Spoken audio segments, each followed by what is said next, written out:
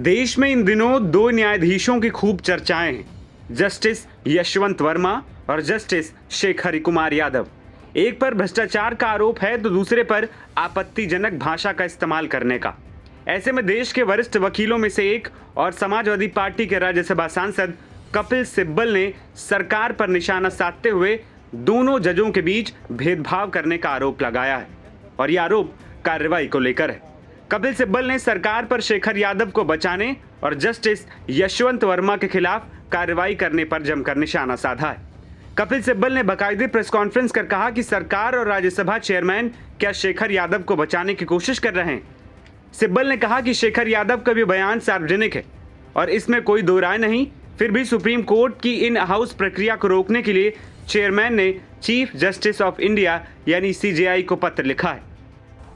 एक और सवाल भी उठता है, क्या ये सरकार शेखर यादव की बचाई में लगी हुई है? ये बड़े दुख की बात है कि अगर संवैधानिक पद पे और ऐसे संवैधानिक पद पे जो मैं समझता हूं कि प्रोटोकॉल में नंबर 2 है, अगर वही अपना संवैधानिक कर्तव्य निभाने में 6 महीने लगा दे तो सवाल तो उठेंगे ना। और एक चौंकानी बात और है कि आपको याद होगा कि जब शेखर यादव ने वीएचपी के कहने पे भाषण दिया हाई कोर्ट के प्रेमिसेस में, तो वो बात सुप्रीम कोर्ट में आई और सुप्रीम कोर्ट ने उस पर कदम उठाया। शेखर यादव को दिल्ली में बुलाया गया और उनसे पूछा गया कि ये आपने कैसे किया है।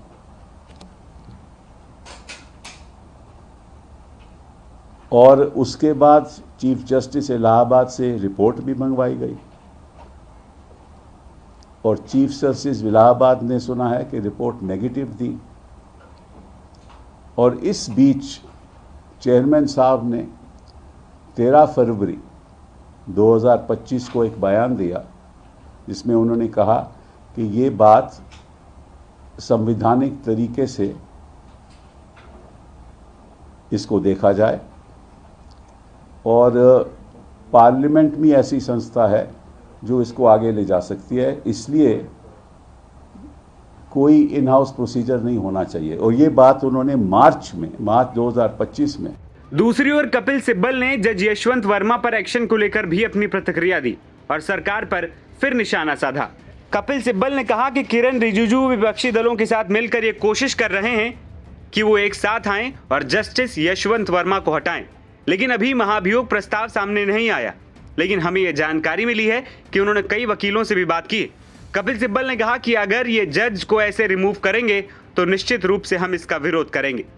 आपको बता दें कि जस्टिस शेखर यादव पर आरोप है कि साल 2024 में 8 दिसंबर को वीएचपी के एक कार्यक्रम में उन्होंने आपत्तिजनक भाषण दिया था।